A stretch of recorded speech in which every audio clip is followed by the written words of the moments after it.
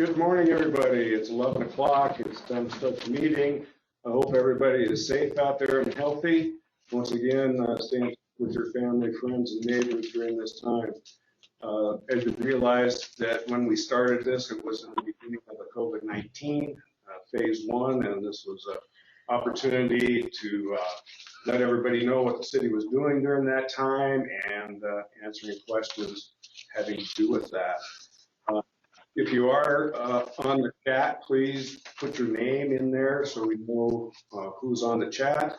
And if you're on a mic, please state your name if you have a question.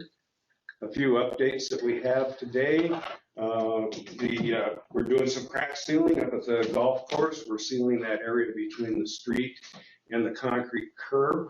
We have a company that's up there doing that for us. And also they're killing the weeds before they go ahead and clean the cracks out and seal them.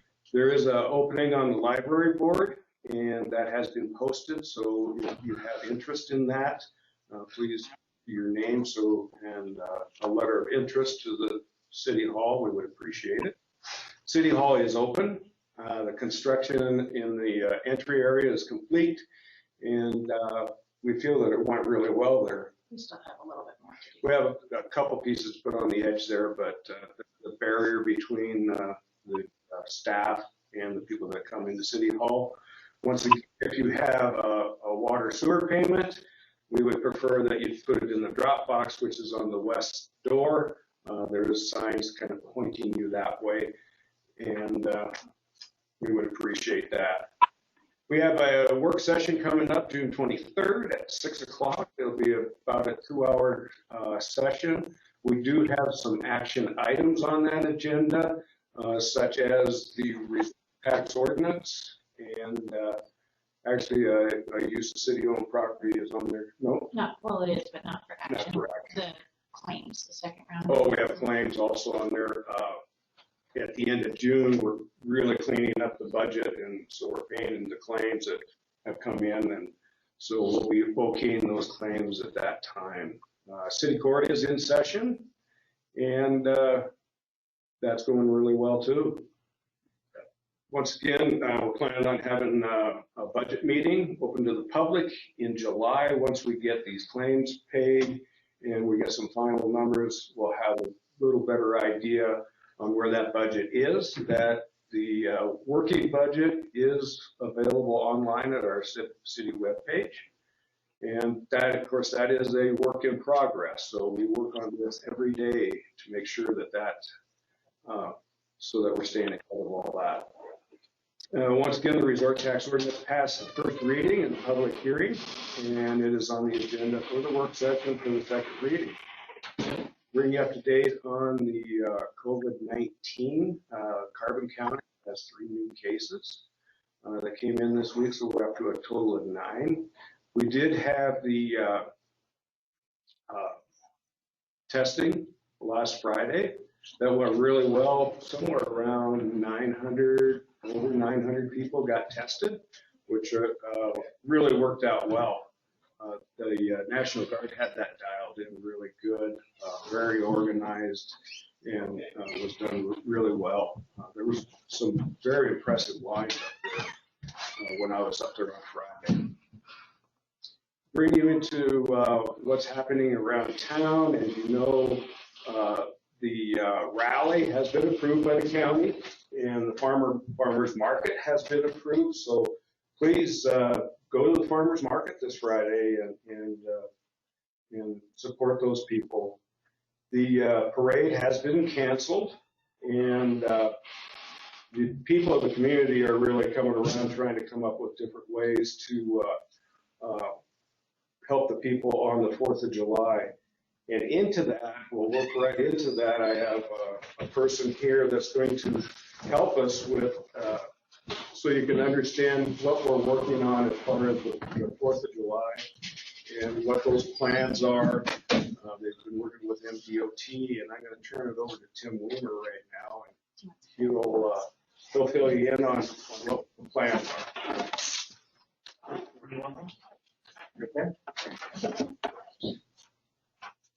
Hi, thank thank the city for inviting me down. I'm going to kind of read off of what our request is to the city, because I think it answers most of the questions, or at least gives you possibly a starting point to ask some questions.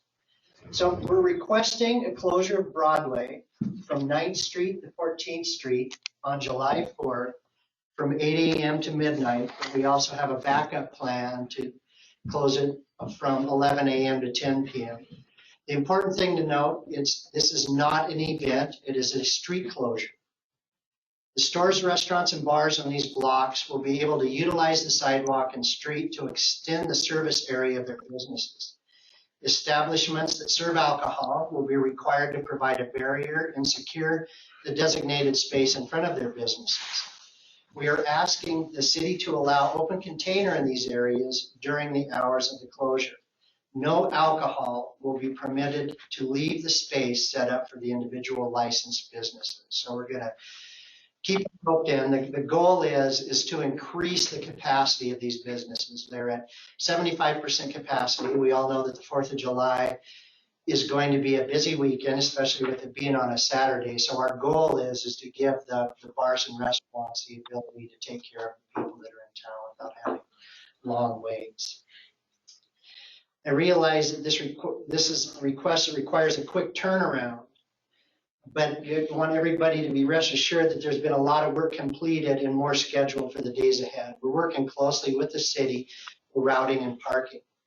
This plan has not been thrown together, even though it's been a short time. We're not trying to skirt any existing policy requirements. We are in uncharted waters due to the COVID-19 pandemic. The rules change daily, and with the very recent cancellations of existing events, we are asking the city to consider a request to help mitigate the economic impact caused by COVID-19. The goal is to accommodate the expected influx of visitors during the 4th of July holiday. It is important to note that we are not promoting this as an event. We are not going to add any extra promotion. The Red Lodge has a reputation for the 4th of July. We believe that people are coming. We're providing more space and the ability to distance for the existing visitors. Broadway will become a walking mall, basically. Our businesses will be able to utilize the outdoor space to increase their capacity to better serve the influx of patrons.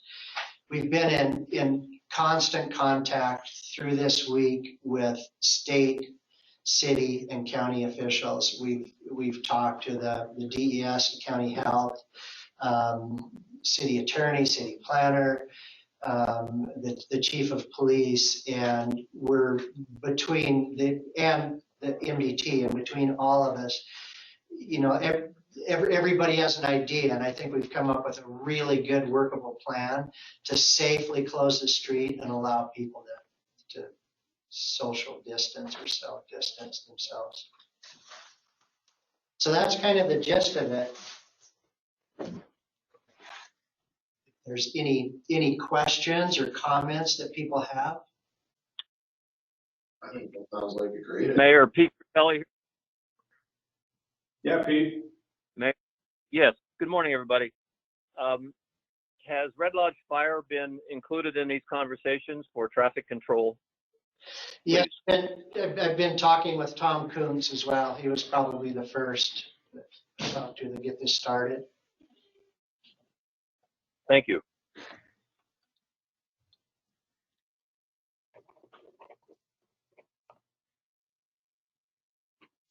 Nicely done. I like that. Well, hopefully. There's still hurdles to clear on being able to do it. Okay. Any other questions for Tim on the potential for the 4th of July? There's a comment from Jen, but it's not for Tom or for Tim. Okay. I do have a question. Is it going to be on the agenda for the work session? Because it needs to get moving. Yes. Okay. Yes, it will. It will be on the agenda. Okay. Anything else? I'd just like to say, we'll be working through the weekend and we calls into date for more information, and we'll have more information than we have now and be able to answer more questions on Tuesday for sure. But we're, like I said, it's because it's, while it's short time and we're scrambling, we by no means are trying to be short-sighted on this. We want this to be 100% efficient and hopefully a model for doing it in the future. That's our end goal. JL Campy said, great job, Tim. Exciting solution. Thanks for the hard work. It sounds thorough and thoughtful. Thank you.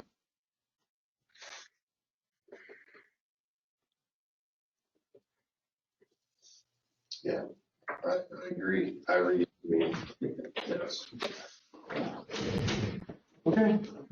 Thank you, Tim.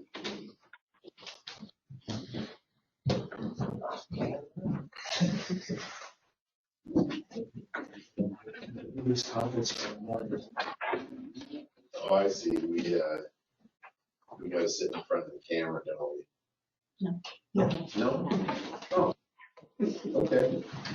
Oh, I don't mind. Okay, so I'll read Jen. We have David Call back in the audience with us too. Jen Battles, I'd like to thank you for posting the budget. It's very helpful. I understand that they are works in progress. Can you clarify how far along the resort tax budget draft is? There seems to be significant gaps in it, more than in general fund, and I want to know if a lot more data is forthcoming, and if so, when, or if we will be required to provide public feedback based on only what is there.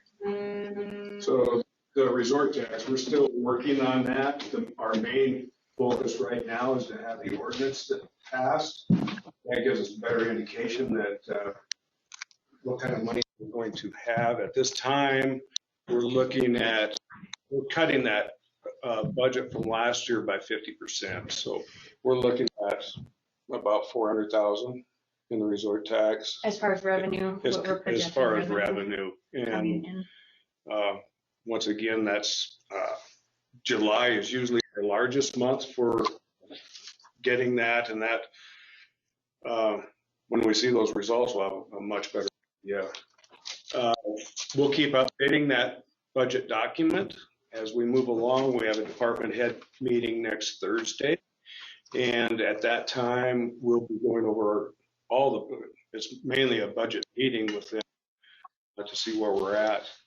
I think we're looking really good. We've hit our target number, and we'll just move forward with it at that time.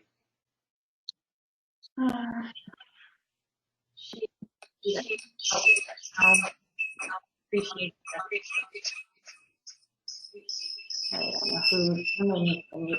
Somebody has their mic open and we're getting feedback.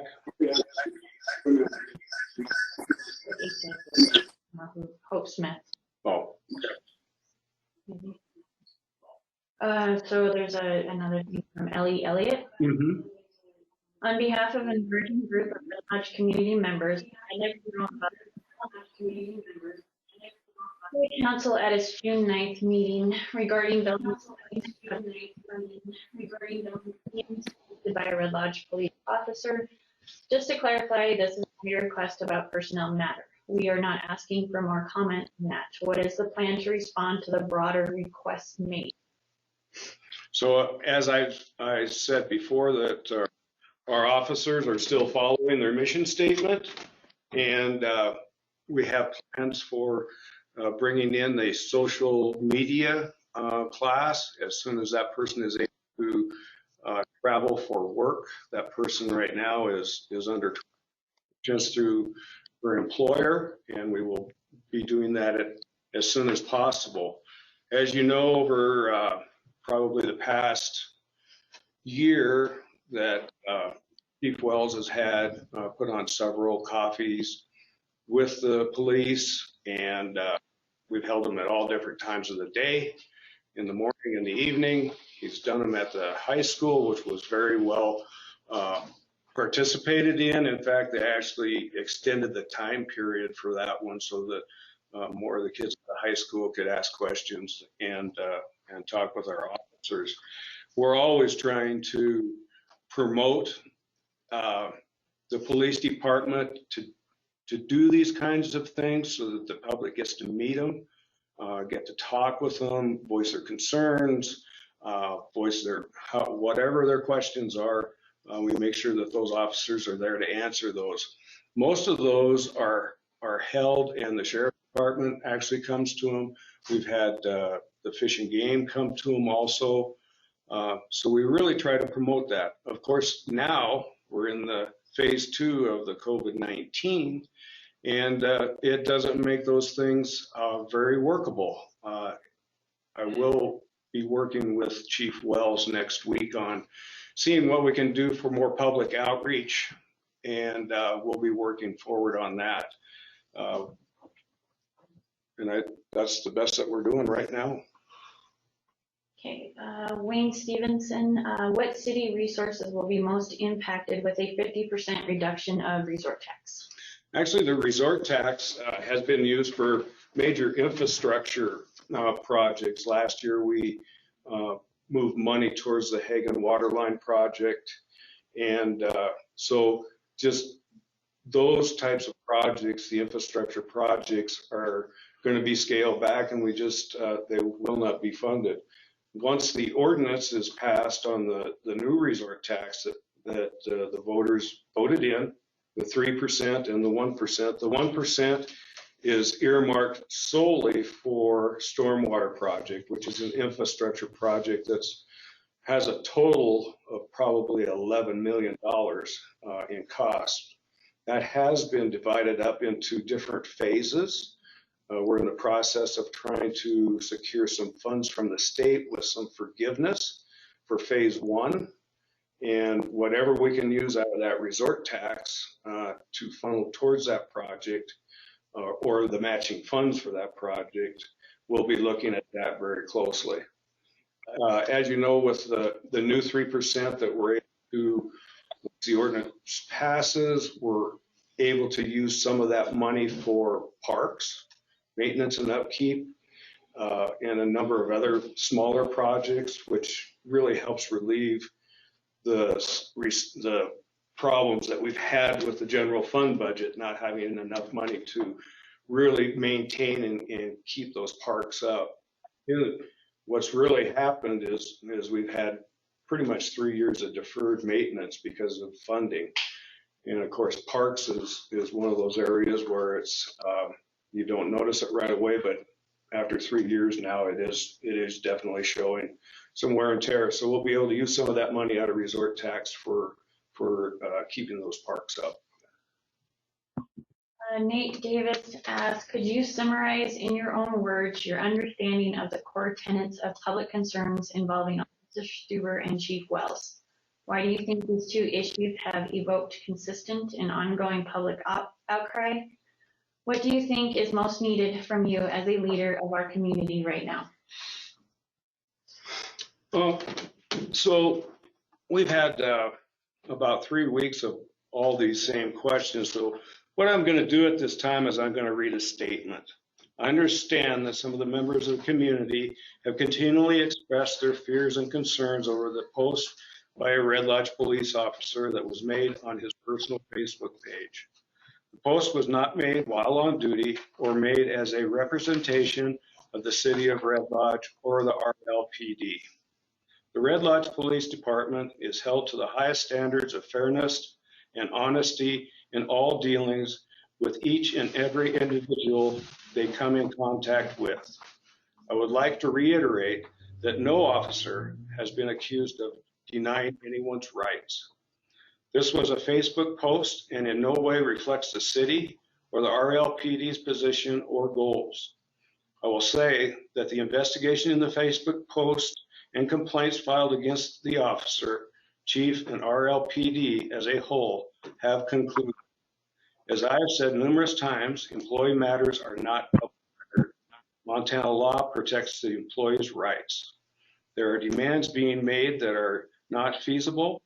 As I have stated before, employees have rights under Montana law, federal law, collective bargaining agreements.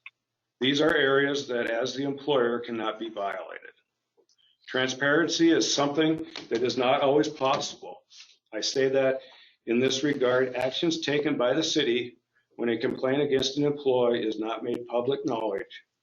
That is Montana law. The city will not violate the legal rights of an employee to satisfy the demands of the general public. We cannot without creating liability against us. Our officers are being held to the highest standards and will continue to be held to the highest standards. So no information will be released to the public regarding the outcome of the investigations. This is not the answer you want to hear, but it is the law. I will uphold the law. The investigation has concluded. There will be no more talk about this as it is over. And once again, our officers are following their mission statement, and we are moving forward from there. Jen Battles asked, to be clear, there currently is no parks budget in 2021 according to the current budget drafts. It is a line item under resort tax, but no money allocated for next year. Any answer to that? Yeah, Lonnie will answer that question. So Jen, so that is just a working budget. The draft on that was May 14th of this year.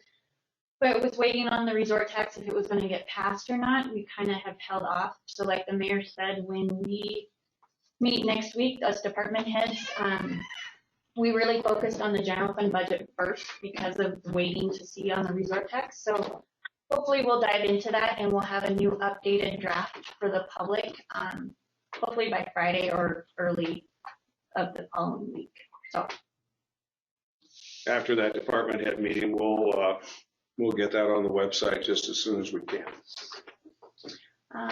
Hope Smith, what is your plan to create transparent systems so that the public can begin to trust investigative systems designed to hold our police force to the highest standards of excellence and police oversight? If you haven't had time to create a strategic plan, when can the public expect to be informed of a plan with deadlines and deliverables? As I said in my statement, as far as the transparency, we cannot release the findings of those investigations. They have been concluded. We are waiting for the officer to come back to duty to have our final meeting with him and his representative. And we always are striving to be as transparent as possible under the law. I'm trying to remember what the rest of that was. It was oversight or something like that. If you haven't had time to create a strategy or plan, when can the public expect to be informed of a plan with deadlines and deliverables? Well, I don't get that one at all. Like I say, we're always working on trying to promote the police department, have it more. Have more meetings, have more meet and greets with them, and we're working on things every day as far as that goes. Ellie Elliott said, thank you for at least stating that the views expressed are not those of the RLPD or the city. We still need response on the other requests. And I sent that to you yesterday. You should be receiving it in the mail either today or probably, Ellie. Mayor Larson, thank you for reading your statement. I really want to thank you for letting us know that the city and the police, that the statements made by an officer aren't reflective of values shared by the city and the police department. And I thank you for taking the time to write it. It's really appreciated. I did some follow-up from last time, like from last week. We talked about the possibility of having some training around power dynamics, and that there's a difference between the social media training, which is really about use of social media, versus I think the underlying public concerns with both my experience being threatened by Chief Wells and Officer Stuber's content of his meme, which is really understanding and deepening the understanding of power and the power that the police represent in our community, and the responsibility that goes with it. I met with Kelly Heaton at DSVS, and they've got great training that I think could really support what you've just stated in terms of the commitment to excellence and continuing to build that public trust. And I wonder if what it would take to look into that and follow up. It's a resource that's right here in the community. I think given kind of everything that we're experiencing, I think it could really benefit the police force. And I think it would, a lot of us would really look up to that caliber of leadership and seriousness of kind of what I think is a different issue than what I think you've rightfully already addressed. Any thoughts on what the next, how we could support helping to build that bridge and really look into making something like that happen? Yes, and I'm sorry I didn't follow up on that after our last Friday. I was on vacation, and that is my excuse. I'm sorry, but I was out of town, and I was going to follow up with Kelly Heaton when I got back, and I just have not had that time. I will definitely put it on my list, get together with her and talk that over, and see what you can do for us. Like you say, DSVS is a great organization, and I respect Kelly, 100%. She does really. I know that she's worked with the chief in the past also, and so I'll definitely follow up on that. Well, and I think that it, Kelly and the work that that organization has done is nationally recognized, and the training that the volunteers go through seems like it would be really perfect for their partners. And I think of all the progress we've made around domestic violence and sort of growing awareness around power dynamics, it just seems like an amazing tool to strengthen what I think is part of your vision, and even what you're talking about with the meetings with the police. I think it gets it to a deeper level. But also, I think part of understanding power is when those in power meet outside of their comfort zone in sort of a different space, it helps to build some of that bridge with vulnerable populations. And so having the police meet with DSVS in their space and with that training, I think could be really powerful. And I'd love consideration, and we'll donate whatever time to help make that happen. I appreciate you coming to this meeting with solutions, and thank you very much for doing that. Your input is greatly appreciated, and I will move forward with that. Bill. Okay, thank you. Thank you.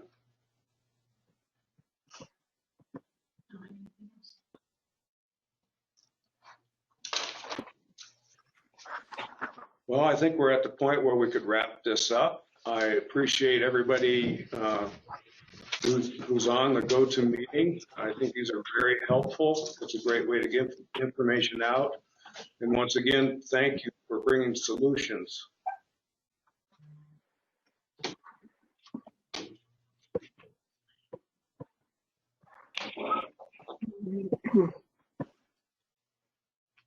Thank you, Bill.